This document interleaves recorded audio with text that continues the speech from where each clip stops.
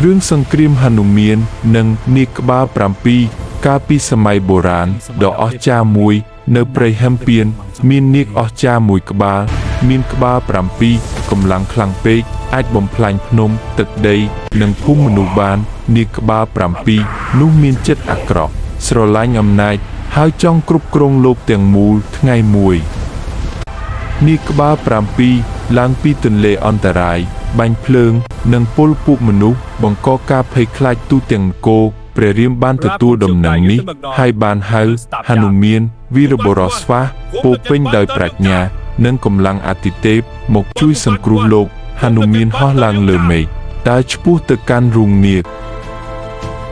ពេលជួបគ្នានាគក្បាល 7 សើចយ៉ាងមើលងាយហើយនិយាយថាស្វាតូចមួយចង់ប្រឆាំងនឹងអំណាចអ្នកគឺហនុមានមិនភ័យឡើយតបថាអំណាចមិនអាចឈ្នះធម៌បានទេសង្គ្រាមដ៏សាហាវបានចាប់ផ្ដើមនាគក្បាល 7 បាញ់ភ្លើងពីគ្រប់ក្បាលបង្កពន្លឺភ្លើងពេញមេឃហនុមានប្រើវេទមន្តបំបែកខ្លួនជាស្វាឲ្យរូប